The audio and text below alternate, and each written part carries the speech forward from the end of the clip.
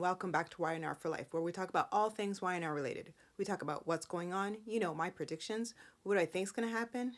Hey, we even talk about fashion on this show from time to time because I'm a big time fashion girl, so we got to spill the tea about that. If you're new to this channel, my question is, what took you so long to get here? And if you are returning, what's up? Long time no see. And we missed a week. I missed a week because of the whole holiday rush, and it's still in a rush as far as I'm concerned on my end here. It's just a crazy time.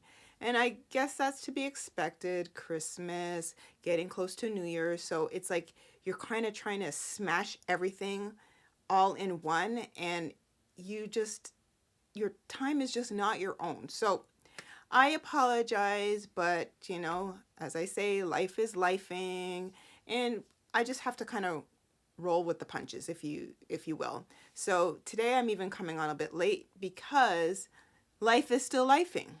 But I wanted to do a video so just to kind of keep on track as much as possible. So let me say I hope everybody had a wonderful Christmas. And I really do wish everyone all the best for 2026. 2025 has definitely dealt some blows on my end anyway. So hopefully 2026 will be much more joyous. And I can only cross my fingers, pray the whole 9 yards that this new year will definitely be much better than it was last year. I mean, I'm still in recovery mode from surgery, and I think that's going to probably be a bit of a process. So when I have my ups and downs, I've got my highs and lows, those kinds of things. But for the most part, health-wise, I'm doing okay. Could it be better? Yes.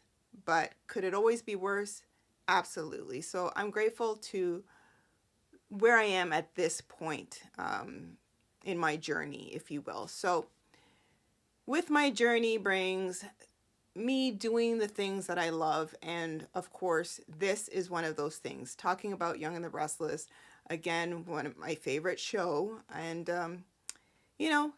just really just having fun with it. And that's the one thing I can tell you is within this life, make sure with whatever you do, just enjoy, have fun, laugh a little bit. Even if you have to cry about something, just let it out and then just keep it moving, keep the train moving. And there's going to be those highs, there's going to be those lows, but the one thing at least all of us have in common is that we can have fun with Young and the Restless, and that just warms my heart. What I will say is from last week, for me, it was all over the board. It was kind of manic, and I can't even say that this week was that much better. A little bit of a sleepy week, probably due to the holidays, but we're going to see what little highlights I can come up with because I really can't even keep track of all what happened because again, it just seemed very manic. But we'll get something out of it. Just a couple of disclaimers before we get into all things Y&R. If you don't want to know what's going on, you kind of want to get caught up on your own, this may not be what you want to see or hear, but I am so grateful that you are here. And if I happen to not mention something in particular, it could be because I plumb forgot, which I know that will happen, or it really just wasn't newsworthy, so I didn't bother mentioning it. It is what it is, nature of the beast, that's what I like to call it. And that too, I know that will happen. However, I will say if you do like what you see, you like what you hear, it'd be so kind if you hit that like and subscribe button down below and also that bell notification so that you don't miss a single video that I post here on Y&R For Life. Okay, let's see. Couple of the highlights that I want to talk about is the fact, and I think this is pushing to the ending of last week, is where we saw Nikki and Victor getting into word blows, if you want to say at this point. Nikki is basically, she is Team Jack, and you know what? I can't blame her, because here's the thing. Nikki doesn't like the fact that Victor is gung-ho trying to get Jack back for, I guess, intervening or trying to save Nikki's life when she was back on the bottle. Again, due to Claire and Crazy Jordan, mind you. Just putting that out there. Okay, so she doesn't like this, that Jack had basically, he sacrificed himself in order to help Nikki. Again, not the smartest move on Jack's part at that time, but he accomplished what he set out to do, risking his own sobriety at the same time. Again, not the smartest, but it all worked out in the end. But not where Victor's concerned, because Victor is like, I am going to pay this guy back for what he did. And I'm not going to stop until I accomplish this.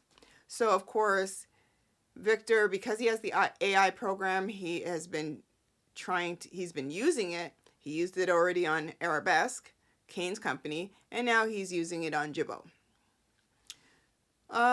Yes, and we all saw that based on the Abbott Communication launch party. So now Nikki is like, oh no, Victor.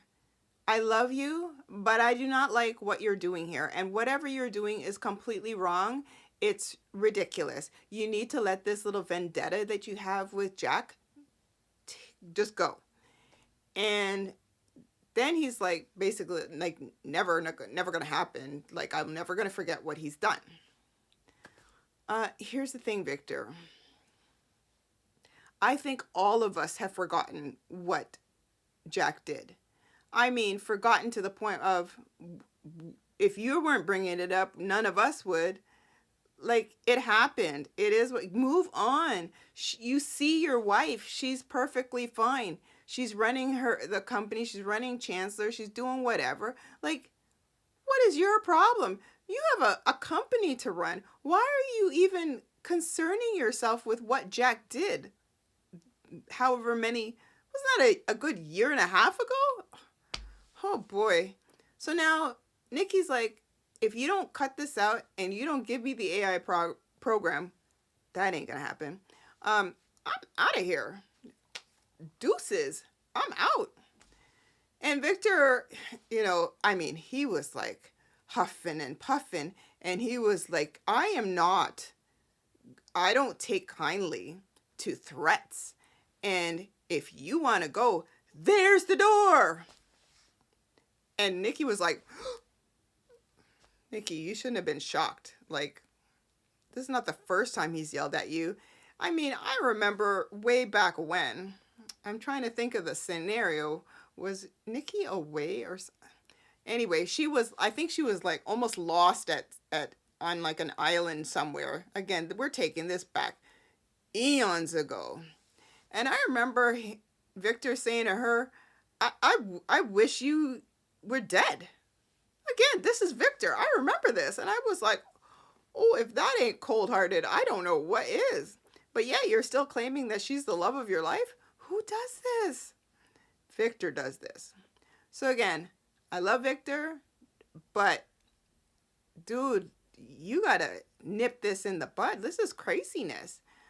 So yeah, there's, super duper tension between Victor and Nikki because of this. He was like, I ain't never gonna give you the AI program. So basically, hit the bricks, sister.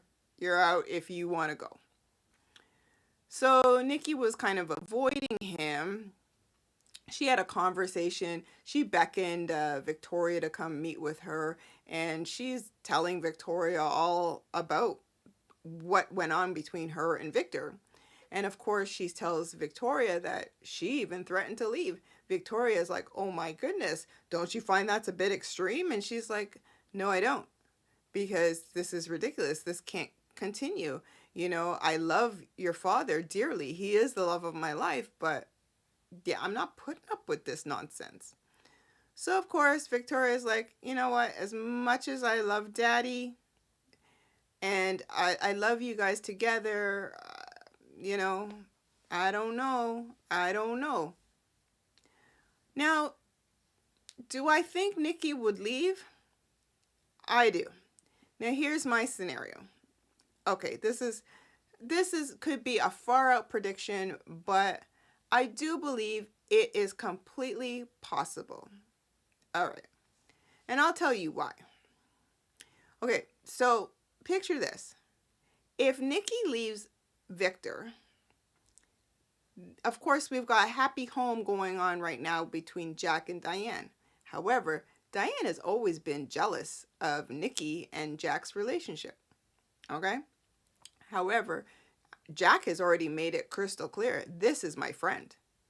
This is my lifelong friend, and I like basically not even you, Diane, is going to detour me from my friend. Okay, Jackie boy. So, here's the thing. So let's say Nikki leaves Victor. That could potentially leave the room open for something to go awry between Jack and Diane, which would then cause Nikki and Jack to come close, and they've already had history. So here's my thing. I believe it was this week, sometime this week. Now, again, at least in Canada, there was one day that they showed a rerun. And this rerun was of like the holidays with Victor, and Victor was having these dreams of Christmas past, present, and future, right? And within his dreams, because that's when Hope had come back. I think she was the ghost of Christmas past or something like that. Then Sabrina, I forgot about her, but I liked her with Victor. I think she was the ghost of Christmas present, and then allegedly Colleen was the one for the future. Okay. However, within those dreams, Victor had seen Nikki with Jack, and they were together. So, you following me here? This is completely possible. Just saying. Okay, so at some point in time, again, this is the whole Victor and Nikki story. Claire, she got in the mix and she went and saw, hello, grandfather. Oh, Claire. And so she's questioning Victor about, why does he want to hurt Jack? And, Victor's trying to change the subject all the time. And I mean, Victor's changed the subject about concerning like Holden and how he doesn't want Claire to have anything to do with Holden because he is like sketchy. Well, who's more sketchy than you, Victor? Come on. Anyway, so Claire didn't really get too far concerning the whole, hey, Grandpa, why are you trying to take down Jack? Because Jack's a good guy and he's always been pleasant to me and blah, blah, blah. And of course, Victor's like, this guy left me for dead twice and he's not a good guy and you don't know the half of it, that kind of thing. Okay. Yeah, so Claire, you didn't get nowhere with Victor, and Victor is who Victor is. You can't change the leopard spots. Like, it is what it is. You can't teach an old dog new tricks. These are the sayings. These are the things that I know. It's not happening. So Victor is going to do whatever Victor wants to do, regardless of whose feelings are hurt. He don't care. Because in his mind, it's payback and it's all for the family. Yet the family all love Jack. Weird, huh? Just putting it out there. Okay, so Victor and Nikki, they share like a little heartfelt moment where he gives her this necklace. And did she give him something? I think I can't remember. It was crazy. And they had their little feel-good moment, and because of the holidays, and they kissed, and he had tears in his eyes, blah blah blah. Okay, so speaking of Claire, she is. Can they just get rid of Claire? I'm so tired of her. And I knew it was coming because I don't trust her. Okay. So Claire, again, she's telling her mother about, she still has I guess, some sort of feelings for Holden. Why? He is so shady. So she's still got feelings for Holden. She kind of wants to see where, their friendship can go. And of course, Victoria's like, yeah, I don't know about this. We don't know much about this guy. And just seems a little bit off. Claire ain't listening, whatever. Okay, fast forward. We're going to kind of segue back a little bit with Kyle. Kyle was sitting back. This was at the Abbott house. There's all these gifts under the Christmas tree. And one of the gifts was for Claire. He was with Jack at the time, and he's like, I don't know if I should give the gift to Claire. I bought it a long time ago. No, you didn't, silly. No, you didn't. But anyway, you had this gift for Claire. Oh. So now he tells Jack that, he's not sure if he should be pursuing Claire because seems like she almost like had a taste for a different lifestyle in LA, and that doesn't match up with his lifestyle here in Genoa City. So Jack's like, so you're giving up? Like, what? He's like, I just feel like maybe I should just allow her to, I guess, move on with her life and not try to bring her in to my world. Kyle, that's one of the smartest things you've said, because she is shifty. She's just a little loosey-goosey as far as I'm concerned, and you need to just set her packing, which, by the way, you did. Bravo. Bravo, Kyle. So, how did he do this? He meets up with Claire at Society, and she's doing what Claire does, questioning everything. Why did you talk to me about the AI program and Jabot with Jack? Like, were you trying to enlist me to be on your side? Listen, Miss 20,000 questions. Enough. So yes, she goes and questions Kyle, and Kyle's like, look, would it be nice if you help? Sure, but okay. Well, while they're talking, in walks Holden. Oh, did you order, like, what was it, breakfast or lunch or dinner with Alma? And Kyle was like, whoop, whoop. Okay. Yeah, all right. He sees himself out. Claire, goes running after him. Like, what's going on? He's like, look here, Claire. I can see that whatever I say, whatever I do is not going to change your mind, basically. And you know what? I think we just need a clean break. And I really wish the best for you, but I can't do this anymore.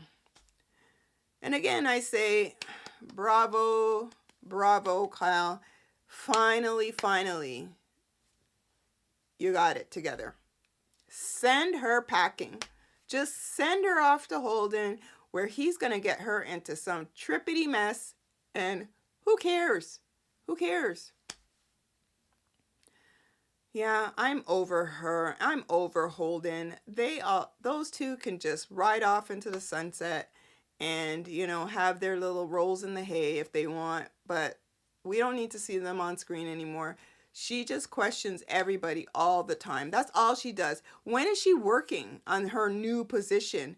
Like, they're never at their job. Never. They're always at the coffee house. They're always at Society having food that they barely eat, drinks that they barely drink. Like, what? Okay. While they were at Society, this is Claire and Holden. This is Kyle's. He's gone. And when he left, who was there listening, eavesdropping? Audra. Okay, let's take another step back. Audra, from last week when you were with Sally, like Sally is like basically saying, you're still sweet on Kyle, aren't you? Oh, no, I don't want Kyle. Yes, you do. Yes, you do. You know why? Because in your mind, let me just take Kyle because he was with Claire and I'll stick it to Claire, but at the same token, I'll get what I want. Kyle, do not pass go where Audra is concerned. Please. I mean, you're flaky enough as it is. You don't need to add to your current degree of flakiness. Just saying. So, yes, Audra goes into society. She's like needling Claire. Oh, Kyle left? Oh, yeah, I saw the two of you. Like, whatever happened out here in the little alleyway there. And so she's needling. Holden is standing there like, oh boy, like what's about to go down here. She says something to Claire. Claire's like, I'm warning you, don't mess with me. I'm not the one. Whatever, I can't remember what she said. And the next thing you know, Claire looks over. She sees the drink. Pew, she throws it on Audra. Audra, of course, does the usual. And yeah, Holden is like. So yeah, that was pretty much that. That's just gonna pick up right where they left off. But yeah, Audra, you kind of deserve these things. But again, at the same token, Claire is she's a mess. So they could go. All right. We saw throughout this week, we saw Katie and Johnny. They made their little appearance with their little Charlie Brown size Christmas tree. They didn't have any ornaments because Billy forgot the ornaments in storage. And basically Sally came to save the day and they made like string popcorn garland. Okay, great. Bravo. So it was Billy, Sally, Johnny, Katie, and Victoria having a nice little feel-good moment. Oh, who cares? But of course, at some point in time, Sally had a moment with Victoria where she was, I guess, reminiscing from her past, and she was very, sad and weary. And, it's this whole thing about Billy, and she basically wants to save Billy, but she's not sure if their relationship can withstand Billy's craziness. That's basically what it comes down to. What I would say, Sally, you're my girl. You need to run. Billy is a loose cannon. He is not stable. He never has been. He never will be. This is who Billy is. Read the room, see the signs. He's not the one. I almost liked when you were with Jack because you toned him down. But okay, I mean, it was a little awkward, but it was cute. Who else? Okay, well, speaking of Sally, outside of her little crying fit with Victoria, she had a moment with Adam and Chelsea. So she's basically going off on Adam about, like, who are you? Like, you would use Newman Media against Jabot. Like, I thought Jack was your friend, and, like, what are you doing? And if you think that you're the only media company out there that could basically throw hands, just so you know, Abbott Communications could do the exact same thing. And, yeah, so, of course, Adam's like, no, Sally, I don't... He was basically trying to kind of dumb it down, like it's not so bad and this is just media and whatnot. And she's like, no, basically you had a choice, but this is what you chose to do. You're doing Victor's bidding. This is crazy, whatever. Okay, so now Chelsea is going on to Adam like, I agree with Sally, and if this is what's going to go on with Newman Media, I'm out. And Adam's like, pardon? She's like, I'm not joking around. I'm out if this is the kind of behavior that's going to be happening because I can't do this. It's not what I signed up for. Are you kidding me? Chelsea, once again, I think you better just open back up your little fashion house. Um, Go back to Marchetti, which that's another story. But yeah, this is not for you. Just putting it out there. Speaking of Marchetti, well, Phyllis, who is going around town, she is like, the game, what is it? The whack-a-mole. Because she's just popping up and down all over Genoa City. She went up to Kane in his office. I don't know if was it the train or whatever. And she was trying to put on her little moves where he was concerned. I mean, to the point where they kissed. I was like, well, why? Lily saw that, which I knew she would. But Phyllis was trying to enlist Kane to go into business with her to get the AI program back and that they would basically infiltrate Newman and that they would Kane would run Newman. Just a mess. Well, that really wasn't working too well in her favor. So she pops over. Well, she had a conversation with Billy, and she's like, all she wants in return is to sign over Marchetti to Summer, which word on the street they're gonna bring Summer back. How true that is, I don't know, but is it completely possible? Absolutely. I really wish they wouldn't bring Summer back, but I guess it would just be relevant to the story. What else? So after that, because Billy went to Jack and was like, hey, Phyllis is willing to help us, but this is her caveat. Needless to say, Jack's like, well, that might be something that we're willing to do if that's all she wants. But of course, it's like, let's put the brakes because this is Phyllis. She could be saying this, but what she really wants is that. And she can flip the script at any point in time. Well, we know this to be true. So then she goes to, I think it was Billy kind of turned her down and was like, yeah, we're going to go elsewhere. Like, we don't need you. We're good. Deuces.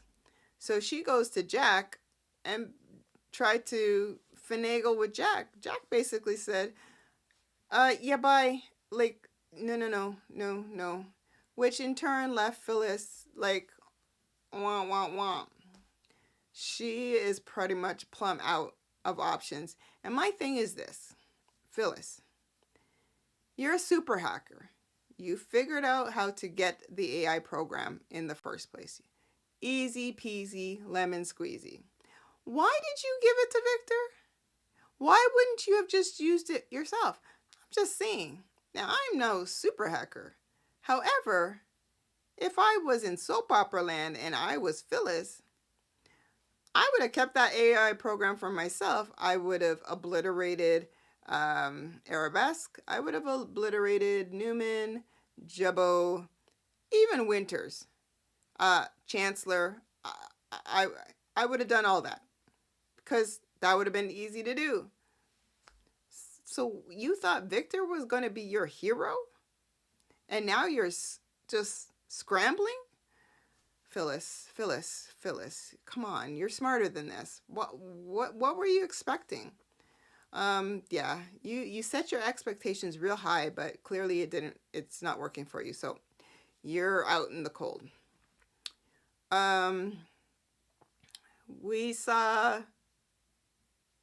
Lily and Tracy. Can anybody tell me why Tracy was wearing these? They were like platform mules with open toes in the middle of winter. I dare say they were suede. I'm like, whoa, did anybody else see that? Oh, okay. Didn't look good. And her and Lily were having the little conversation about, Colleen's name came up. And of course, Kane And Tracy's trying to soften Lily's heart towards Kane, saying, you know what, you guys have a past, that's your kid's father, and you know what, why won't you just give him an opportunity? Maybe he really has changed. And yeah, like, soften your heart there, Lily. And she's like, why does he have to be so charming sometimes? And he's just so fun sometimes. Well, Lily, obviously, you're going to get back with, this. You know this. And Phyllis, even if he's having like little funsies with you, you ain't the one. You're not the one. So I don't know why you're fawning all over him. You look ridiculous. Stop doing that.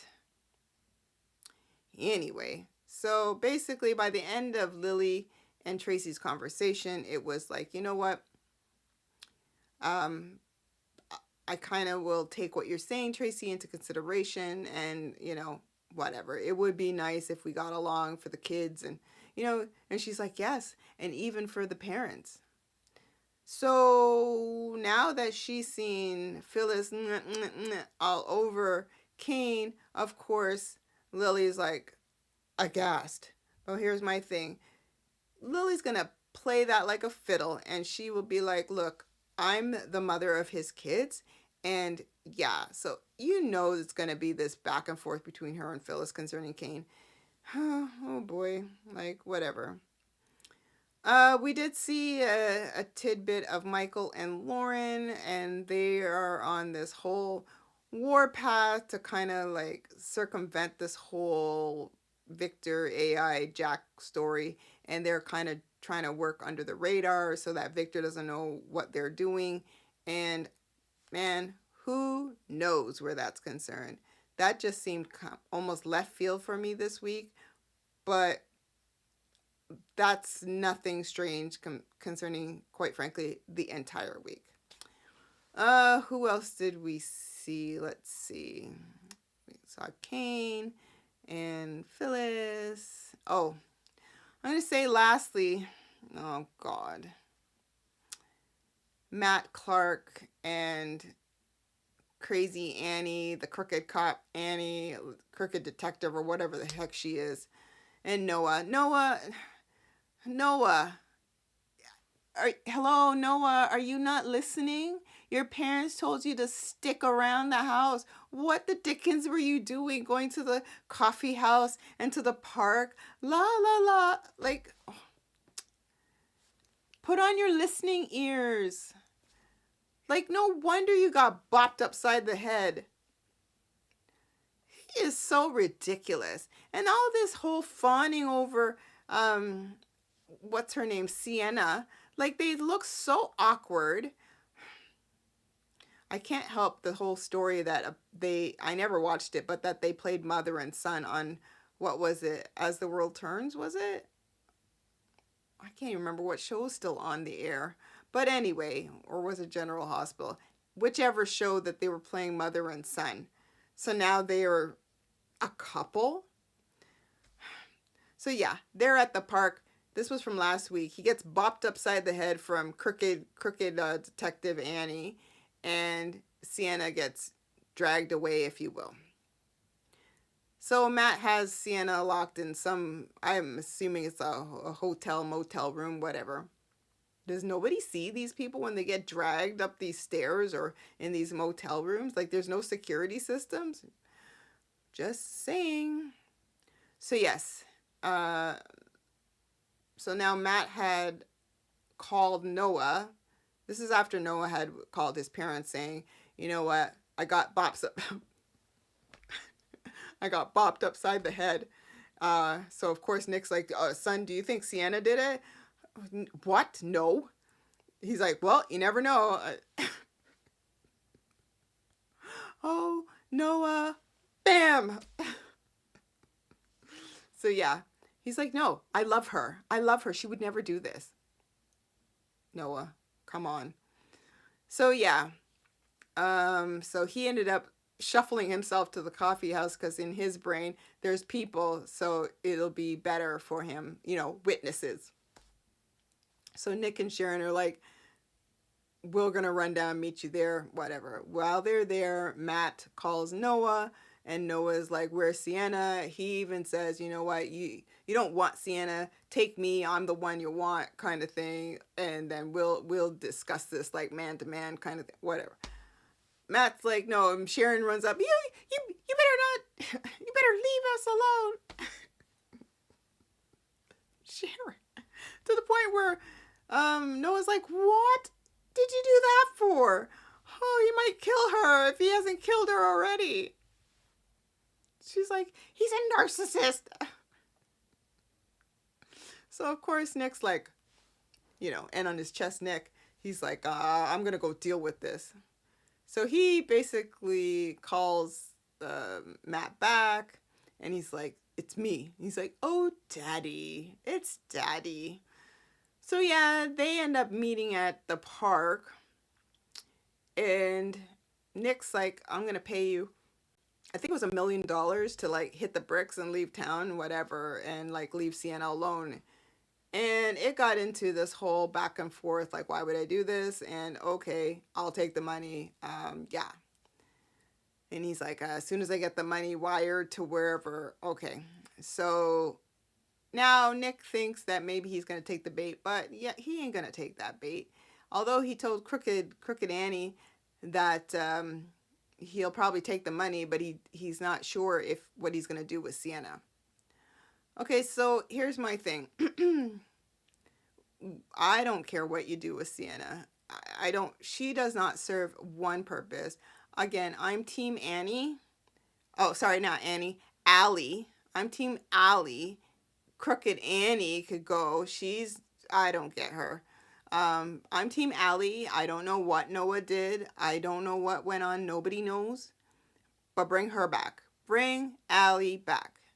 Bring Allie back. I liked her. This, whatever this is with Sienna, that has got to go. Just putting it out there. So yeah, we shall see what's going to happen this coming week. And again, all we can do is hope for the best. Again, sure, there's probably more things that happen, but again, it was kind of all over the board. Again, with the whole Christmas spirit, crazy stuff that was going on. So I'm sure I missed some stuff. But in any respect, if you did stick around to the end of this video, I'm so grateful. I appreciate your time. I love you lots. This has been a wild, wild year, and I am so grateful for your support. Thanks for hanging with me, all those different wonderful things. And I cannot wait to see what the new year will hold. So you guys, don't forget, if you like this type of content, you like what you hear, you like what you see, hit that like and subscribe, and also the bell notification so that you don't miss a single video. And also share. Why? Because sharing is caring. At least I like to think so. So you know what? You guys take care. I wish you a happy new year, and I will catch you on the next video. Bye.